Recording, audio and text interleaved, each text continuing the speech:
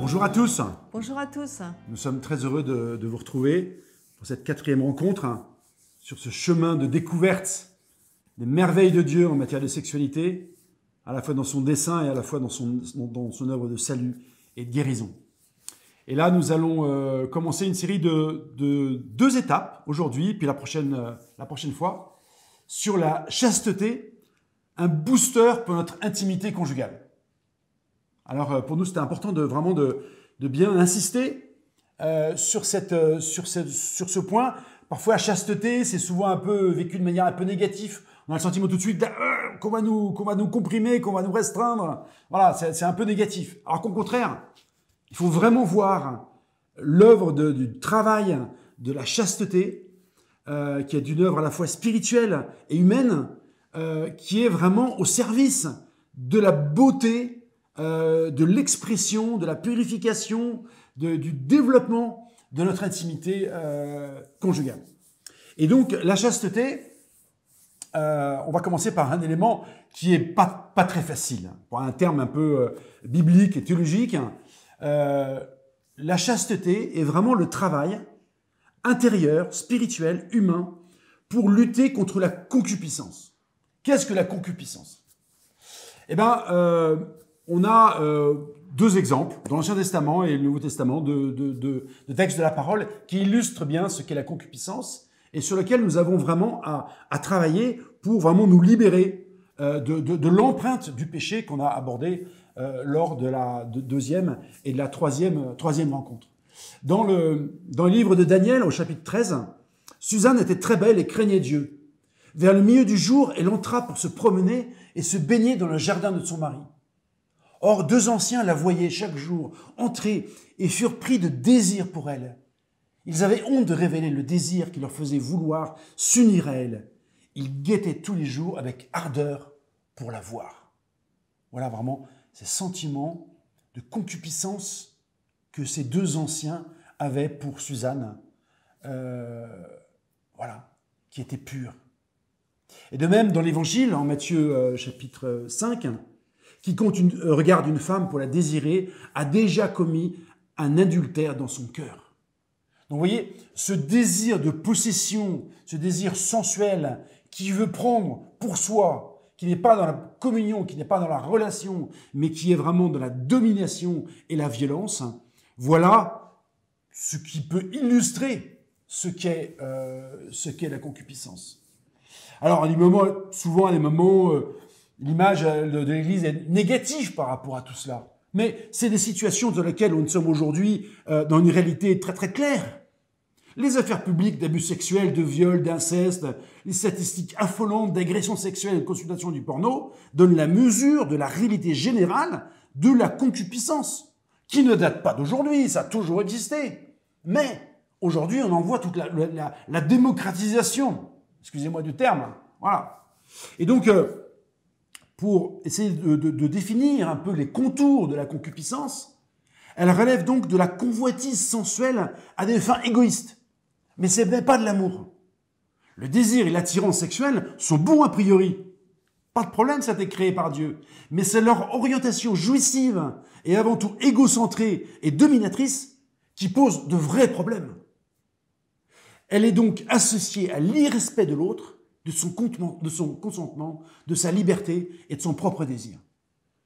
Et donc, Maud, même si c'est bien triste, peut-être qu'il est bon de pouvoir essayer de décrypter les effets de cette passion désordonnée sur la vie intérieure, selon Jean-Paul II. Jean-Paul II a pris tout un bon chapitre pour détailler le processus qui se met en place dans le cœur quand on est saisi par une passion désordonnée qui, en fait, et si on veut bien le regarder en face, c'est comme disait Alex, un désir sensuel, un désir d'union sexuelle, etc., mais pas forcément un désir de la personne pour ce qu'elle est, mais plutôt pour son corps, pour son aspect sensuel, son aspect qui déclenche pour nous du désir. Donc, ce que dit Jean-Paul II, c'est très important, c'est le mécanisme de la tentation de la concupiscence qui progressivement envahit notre être. Donc d'abord, elle déforme l'exercice de la sexualité parce qu'au lieu d'être un lieu de communion et d'unité, eh bien, ça devient un lieu de possession, un lieu où en fait j'ai mon plaisir pour moi, même si je détruis l'autre. Et ça, c'est extrêmement une signature typique d'une pulsion qui en fait est trop égocentrée. Deuxièmement, la façon dont fonctionne cette passion, c'est que progressivement, quand on rentre dans la passion, qu'on discute avec la tentation, comme disent les saints, dans ce travail, ou simplement les moines, de ce travail, je dirais, d'être envahi par la tentation, on commence à discuter avec la tentation, donc à rentrer dans le jeu, et progressivement, on est pris par la passion, et cela neutralise la volonté. C'est-à-dire que ça va jusqu'à annihiler notre volonté, prendre possession de notre cœur, et envahir notre psychisme, notre esprit, notre imaginaire, tout est pris progressivement. C'est comme si une petite chose d'un coup prenait une importance absolument démesurée. Donc voilà ce que dit Jean-Paul II. En faisant rage, elle envahit le corps, implique les sentiments et dans un certain sens prend possession du cœur. C'est-à-dire que progressivement, à partir simplement d'un désir pulsionnaire, ça occupe tout l'espace que nous avons dans notre être. Et on est comme obsédé par l'objet de notre passion. Bon, il suffit de lire des romans, il suffit de regarder la littérature classique, des films, etc. On voit bien ce processus de la passion qui, à un moment, prend tout l'être au point d'être déraisonné. Et cette passion, dit Jean-Paul II, elle va pas simplement neutraliser la volonté, mais elle va aussi étouffer la vie intérieure.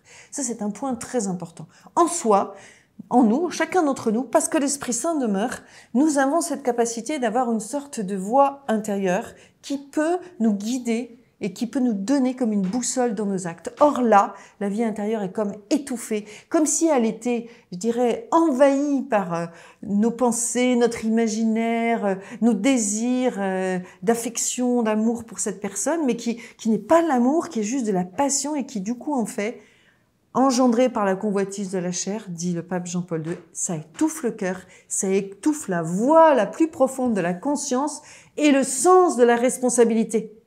C'est très important de le comprendre parce que souvent des personnes qui sont prises par la passion nous disent des choses incohérentes, absurdes, sont plus capables d'honorer leurs engagements, quittent leurs responsabilités de père et mère de famille, comme ça, comme si de rien n'était, alors qu'ils ont mis des années à construire toute une vie ensemble. Combien d'ailleurs de conjoints adultères qui étaient dans la foi, qui avaient les idées d'équerre, vraiment qui avaient une vie équilibrée à tous les niveaux, etc.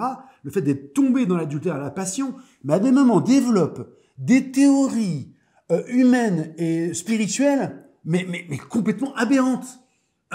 Vraiment, donc ça illustre combien le fait de tomber sous le contrôle en fait de cette passion fait perdre la raison. Fait perdre la raison à bien des niveaux, raison à la fois spirituelle et à la fois humaine. Un autre signe de cette passion déraisonnée, c'est que ça attise ce désir et que donc c'est une passion qui tourmente au lieu d'apporter la paix et au lieu d'apporter la communion. C'était un bon indice aussi de discernement. Si je suis tourmentée par un désir de l'autre ou d'un autre ou d'une autre, eh bien je dois me poser la question de est-ce que je suis pas en train de me laisser emporter par une passion déraisonnable? Elle trompe aussi sur le sens du corps et de la sexualité. Elle crée des insatisfactions, des fantasmes se déploient. Il y a comme une espèce d'irréel qui prend toute la place au lieu d'être dans la réalité de la relation à deux. Et donc finalement, elle tue la relation conjugale et amoureuse, elle la détruit au lieu de la construire parce que ça pervertit l'union et le désir de rencontre de l'autre pour ce qu'il est.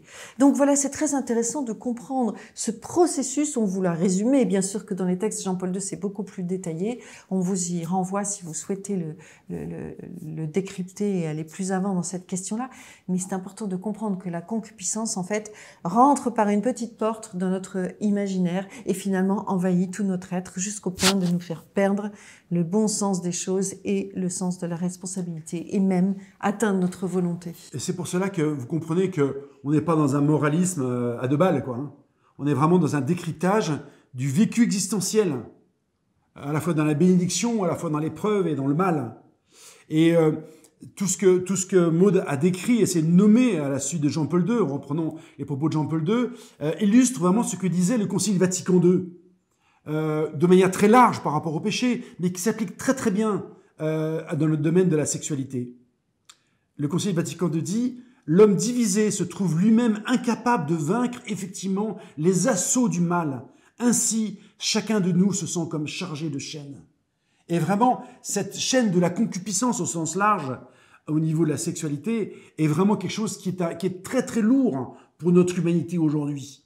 malgré tous les discours, je dirais, ambiants, voilà. Et donc, nous avons besoin, d'annoncer, de témoigner, de vivre cet évangile de salut dans la sexualité pour que les personnes soient libérées de leur chaîne de ces passions.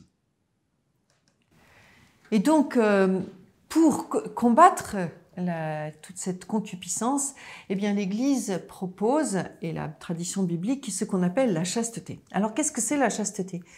Être chaste au sens étymologique du terme, c'est respecter le sens des choses et des êtres. C'est-à-dire que je prends les personnes pour ce qu'elles sont, les choses pour ce qu'elles sont. Vous savez, la tentation qui correspond à la chasteté, c'est celle que Satan a proposée à Jésus dans le désert. « Transforme ces pierres en pain », lui dit-il. C'est-à-dire qu'il voulait que par, entre guillemets, une intervention divine, Jésus fasse d'une chose inerte quelque chose qui pouvait nourrir.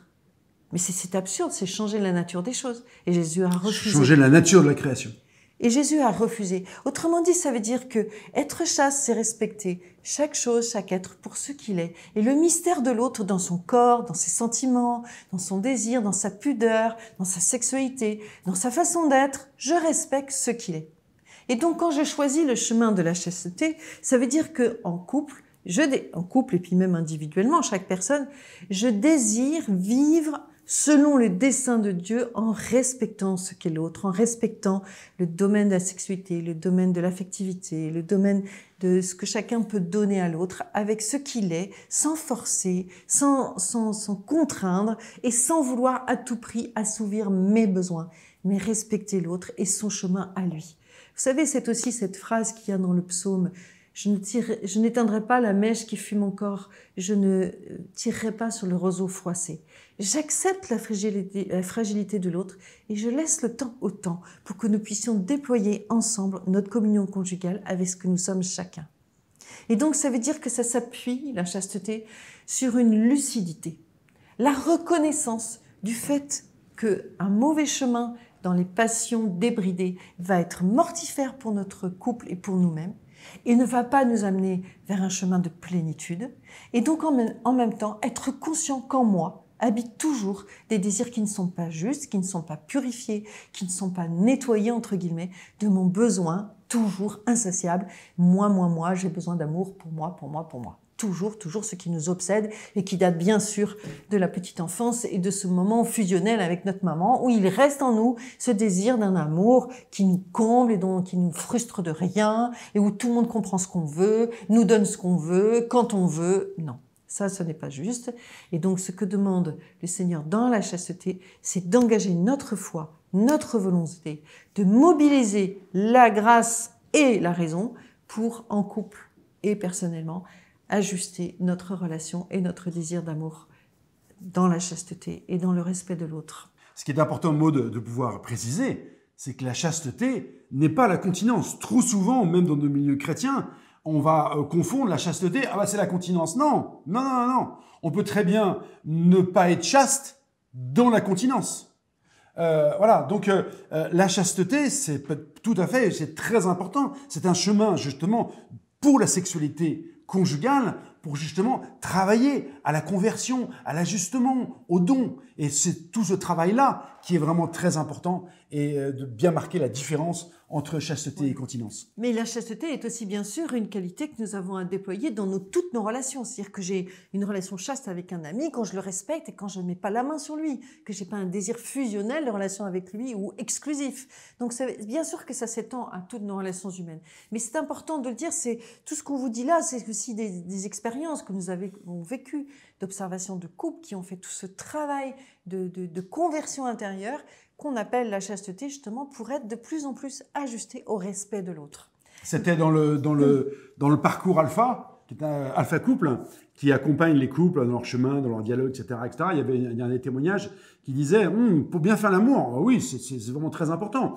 Au bout de 30 ans, on commence à y arriver. Bon, donc ça veut dire que voilà, c'est tout un travail. Le chemin de la chasteté, c'est un chemin long, mais c'est un chemin plein d'espérance. Là aussi, on est encore dans l'espérance de Cana. Mais c'est ce chemin-là. En fait, la chasteté, c'est le chemin incarné de la conversion de notre sexualité et de notre don.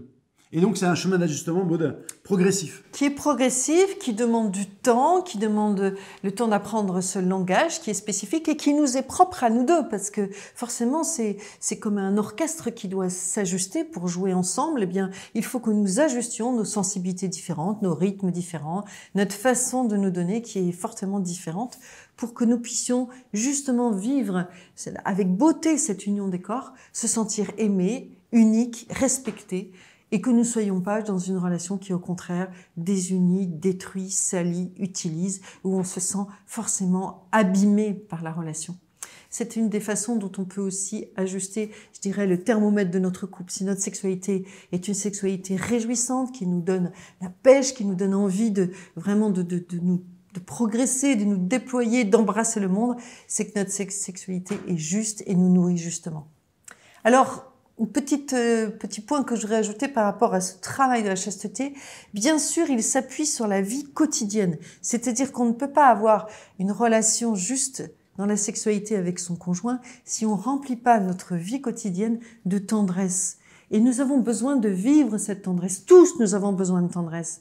Et je pense que c'est un engagement qu'on doit prendre en couple le jour du mariage, ne pas passer une journée sans un geste de tendresse. Penser que nous avons tellement besoin que nos corps donnent l'amour et le reçoivent. Passer une journée sans serrer son conjoint dans les bras, sans prendre un enfant dans les bras, ou une personne âgée, ou un handicapé, peu importe, ou un frère ou une sœur, eh bien c'est quelque chose dont nous en avons besoin et nous allons progressivement nous dessécher et ça ne va pas nous aider à ce combat de la chasteté. Et c'est pour ça que, par rapport à l'analogie que Jean-Paul II fait par rapport à la liturgie et la sexualité et l'union sexuelle, il y a une parole de Matthieu, chapitre 5, qui s'explique tout à fait justement à la vie conjugale, pour ce lien justement entre la vie, je dirais au quotidien, tous les jours, pendant toute la journée, et puis cette intimité sexuelle, peut-être qu'on vit le soir ou le matin, enfin qu'importe. Voilà. Si ton frère a quelque chose contre toi, laisse là ton offrande devant l'autel et va d'abord te réconcilier avec ton frère, puis viens présenter ton offrande. Donc avant de vous unir, l'important de relire aussi sa vie et de se demander pardon. Va te réconcilier avec ton frère, avec ton mari, avec ta femme, avant vraiment de vous donner vraiment l'un à l'autre. Et c'est pour cela que tout cela, ça demande du temps, du dialogue, de la discussion. C'est pour ça que pour bien vivre ces unions sexuelles et pour relire ce qui a été positif, négatif, ce qui n'a pas été, ce que l'autre n'a pas bien vécu ou bien vécu, pour cela, il faut souvent beaucoup parler avant, beaucoup parler après, et puis parfois il faut parler pendant. Et donc, il y a vraiment le lien, messieurs notamment particulièrement, vous qui avez tellement de mal, nous qui avons tellement de mal à partager, il faut pouvoir, si nous voulons vraiment davantage enrichir nos unions sexuelles, l'important de vraiment développer la parole, la relecture ensemble. C'est vraiment un chemin très important de lier, je dirais, le travail du cœur, de la parole et le travail du corps. D'ailleurs, c'est important de le souligner parce que si l'Église conseille justement qu'il n'y ait pas union des corps avant le mariage, nous reviendrons sur ce point à un autre moment, eh bien c'est aussi parce que c'est un langage tellement fort que souvent, eh bien, il tait le dialogue, que le langage des corps semble utiliser tout l'espace, occuper tout l'espace et nourrir. Et très souvent, il n'y a pas assez de mots et de paroles pour accompagner cette union des corps. Et on peut s'en dispenser, et cela est très très dommageable pour la relation conjugale. Donc c'est vrai que de prendre le temps de faire l'unité déjà dans nos partages, dans nos échanges, avant de le faire au niveau de notre corps, puis que l'union de nos corps nourrisse cet échange, c'est quelque chose qui s'apprend et qui prend beaucoup, beaucoup d'années et qu'on vous souhaite de pouvoir découvrir au fur et à mesure de votre vie conjugale. Alors en quoi, Maud, ce chemin de la chasteté est aussi un vrai combat spirituel. Il y a une dimension vraiment spirituelle au cœur de ce combat, de cette purification. Voilà, c'est important de resituer la chasteté sur le bon registre. Vous savez que dans notre imaginaire, on sait très bien dans l'histoire que certains ont voulu, vivre une ascèse démesurée de leur corps pour les aider à gérer leur passion. Or, ce que dit Jésus, ce n'est pas de ce qui vient de dehors qui souille l'homme, c'est ce qui vient du cœur de l'homme. Donc ça veut dire que pour nous, s'attaquer à la montagne, je dirais, de notre conversion par rapport à la concupiscence, c'est toucher justement à notre être profond qui est fragile, abîmé, perverti, ça on le sait, pécheur.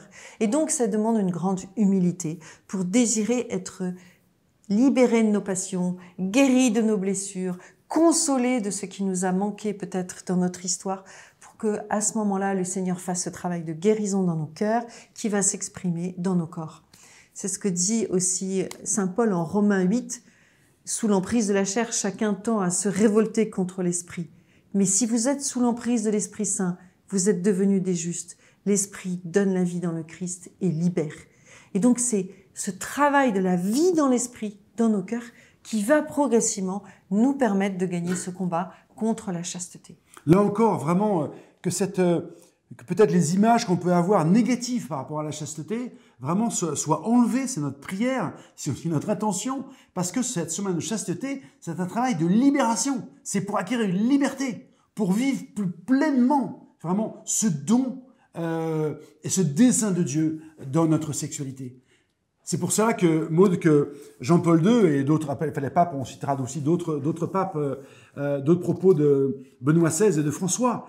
Jean-Paul II a un terme très très fort. Cette chasteté enrichit progressivement le dialogue des époux en le purifiant, tout le travail de conversion, en le purifiant, en le simplifiant en même temps. Et du coup, effectivement, combien un moment dans les partages et un moment effectivement de couple, oh, mon Dieu, mais que ça a l'air compliqué, c'est emmêler les sentiments, les expériences, les accusations, les difficultés, les ressentis, voilà. Et tout le travail, notamment la chasteté, fait un travail de purification, guérison, et du coup, naturellement, simplifie.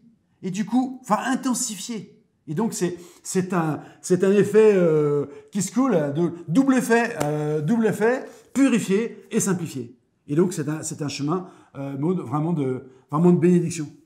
Absolument. Et ce chemin de bénédiction fait que nous allons vivre une conversion au niveau du cœur qui va ensuite toucher notre corps. Et si le champ de la chasteté est apparemment le corps, effectivement, c'est dans le travail pour acquérir sagesse, volonté, tempérance, discernement, que nous allons grandir et ajuster progressivement l'expression de nos corps à ce que notre cœur vit. C'est pour ça que c'est vraiment très important, parce qu'il y a eu aussi beaucoup on a un peu un passif dans l'inconscient collectif, que l'Église a une vision négative par rapport au corps. Mais non, pas du tout. D'ailleurs, pas du tout. Je crois qu'on l'a assez développé. Mais là aussi, par rapport à la concupiscence, la racine n'est pas au niveau du corps. Elle est au niveau du cœur. Et c'est ce que dit Jésus dans Matthieu chapitre 15. C'est ce qui sort de la bouche et vient du cœur, et non du corps, qui souille l'homme. C'est du cœur que viennent les mauvaises pensées, les adultères, les impudicités. Donc, c'est vraiment à ce niveau-là qu'il nous faut travailler la purification. Donc, ausculter, discerner les mouvements de notre cœur.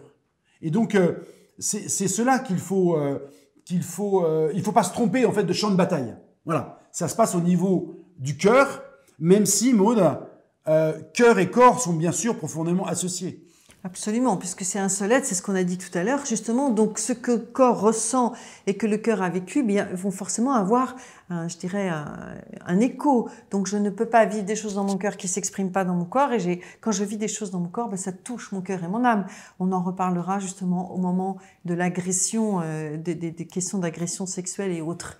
Mais c'est important de voir que justement, il y a une telle liaison que parfois, le corps est obligé de dire des choses que le cœur a vécues. Par exemple, après une débauche ou une agression, on a besoin de se laver. Après une colère ou une réunion tendue, on a besoin d'aller respirer. Ou après avoir condamné Jésus, par exemple, Pilate se lave les mains, alors que justement, il vient de le condamner. Donc il y a comme un besoin de compenser avec le corps un travail qui n'a pas été fait par le cœur. C'est là la nature de la création. On voit bien que le corps, le cœur et l'âme sont différenciés, mais à la fois sont complètement interfacés et articulés. Voilà, donc dans l'expérience de la chute, on apprend que notre corps peut exprimer quelque chose de positif, faire un sourire à quelqu'un, alors qu'intérieurement, on n'aime pas cette personne et qu'on se le dit dans notre tête.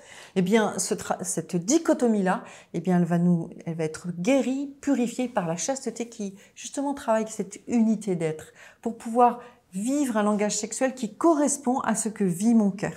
Et donc, c'est pour ça que c'est extrêmement important de construire l'intimité des cœurs avant celle des corps, pour que justement on puisse laisser le temps à la sexualité de prendre sa place et que la sexualité devienne une vraie liturgie, c'est-à-dire pour qu'elle soit célébrée, il faut d'abord qu'elle soit accueillie dans le cœur, dans l'esprit et consacrée, si je puis dire, par Dieu, justement.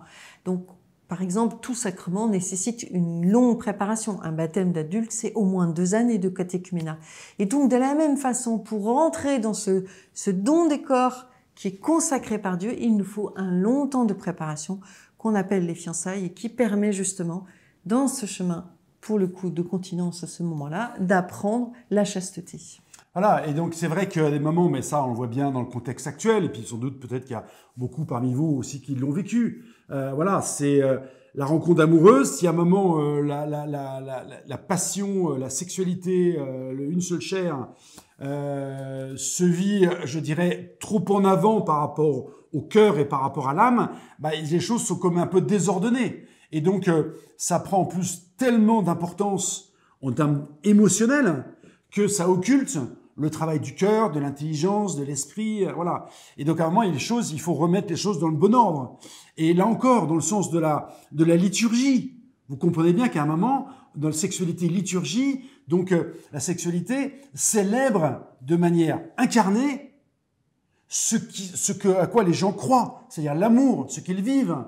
Vous comprenez bien qu'un séminariste ou un prêtre va célébrer la messe une fois qu'il aura bien intégré toutes les questions de foi, du mystère, etc., etc. Donc on se prépare à vivre une liturgie à partir d'abord d'un travail du cœur et de l'âme. Et donc c'est pareil au niveau des époux. Si jamais on va dire écoute, je commence par la liturgie, puis après je me pose la question sur la foi. Là c'est complètement désordonné. Ça peut pas être une célébration d'une foi que tu vis. Donc là encore, le langage des corps doit exprimer le don du cœur, le don de l'âme. Les choses, c'est des choses qui sont dans le bon ordre. Sinon, c'est comme une maison dans laquelle elle est construite sur le toit, alors que le toit c'est le haut de la maison, c'est pas les fondations de la maison. Et voilà. Donc après, le Seigneur est bon, il est merveilleux et il restaure toutes choses et il est plein de miséricorde. Mais je crois que c'est bien important de comprendre, je dirais, la logique du processus, je dirais, d'articulation de notre sexualité avec, je dirais, la communion du cœur et de l'âme. Voilà, donc la chasteté est un chemin de guérison aussi. Le pape François l'a évoqué dans Amoris Laetitia au paragraphe 239. Il faut suivre un processus de libération qu'on n'a jamais affronté. Lorsque la relation entre les conjoints ne fonctionne pas bien, il convient de s'assurer que chacun ait effectué ce parcours de guérison de sa propre histoire. Dans notre passé, nous avons chacun vécu des choses qui ont pu nous blesser, nous atteindre, nous toucher, nous abîmer, nous attrister. Et c'est une chose importante à faire quand on sort, je dirais, quand on rentre dans l'âge adulte, c'est de prendre le temps de relire son histoire pour revoir les blessures du passé et prendre le temps de les pacifier, de les guérir, de les déposer pour que le Seigneur fasse son œuvre de guérison et de salut. La plus grande blessure que nous avons tous et qui est une blessure existentielle, c'est effectivement celle de ne pas se sentir aimé ni aimable. Et nous avons besoin de faire l'expérience d'être aimé inconditionnellement par Dieu pour guérir cette première blessure du fond du cœur. Et ensuite, la deuxième, c'est que justement, on a l'impression que les autres ne nous aiment pas ou qu'on est toujours les petits canards de la couvée et que personne n'est comme nous, personne ne nous comprend, on se sent dans une sorte de solitude. Et en fait, c'est quelque chose dans lequel on s'enferme, comme pour compenser les blessures de notre enfance et de notre histoire. Donc il faudrait qu'on puisse apprendre à purifier notre regard, apprendre cette relation juste avec l'autre, qui n'est pas une relation où on s'utilise l'un l'autre pour un plaisir égoïste, mais vraiment une relation où on va se respecter et se faire grandir l'un l'autre. Moi, j'aimerais beaucoup insister pour compléter un peu ce que dit Maud, sur le fait que ce travail de libération, sur lequel le pape François insiste dans le texte d'Amoris Laetitia, après le mariage. C'est-à-dire que bien sûr, il y a des choses à faire pendant les fiançailles, mais en fait, l'expérience conjugale va réveiller toute une série de blessures. Donc là aussi, c'est un vrai lucidité de pasteur qui remarque que ce travail-là, c'est une fois que la vie conjugale est engagée, il y a plein de choses qui émergent, qui ressortent, etc. Et que malgré toute notre bonne volonté, à un moment, on est devant un peu des murs et des difficultés. C'est un travail humain, psychologique, mais c'est aussi un travail spirituel. Et c'est vraiment important de pouvoir souligner combien il nous faut faire ce travail aussi qui dépend pas simplement de nos petits bras musclés, mais qui dépend aussi de la grâce du Seigneur que nous demandons. Nous avons vécu ce travail de chemin pendant des années par étapes. C'est jamais un chemin d'ailleurs linéaire, mais ça dure longtemps. Et pour notre 25 ans de mariage, on avait vécu comme ça une longue retraite d'une semaine, et l'un et l'autre, vraiment d'anamnèse, de relecture de toute notre vie sous le regard du Seigneur. Et nous qui avions déjà vécu beaucoup de choses, qui faisions déjà des prédications sur cette libération du Christ dans le couple, qui avaient envoyé beaucoup de couples, on avait fait cette retraite en disant, allez, c'est la petite révision des 25 000 ou des 50 000 kilomètres, ça va pas nous faire du mal. Mais ça a été un travail extraordinaire de la grâce pour nous, vraiment. Pour Maud, il y a eu des choses qui ont été vraiment relues, vécues, accueillies par rapport à son enfance, par rapport à sa vie, par rapport à ses blocages. Pour moi aussi, il y a vraiment une guérison immense qui m'a été donnée. Vraiment, c'est une prière, vraiment une libération qui a porté un fruit pas possible. On est revenu mais amoureux comme jamais. Voilà, vous voyez, c'est un travail qui dure finalement toute une vie.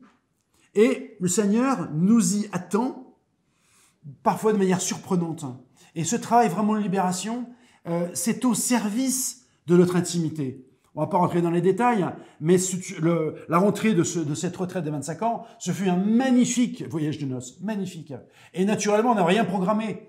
On était à la maison, mais vraiment, il y avait une joie, une libération qui nous a vraiment tellement conduits l'un vers l'autre, et c'était un temps exceptionnel, parce que le Seigneur avait fait un travail de libération en nous.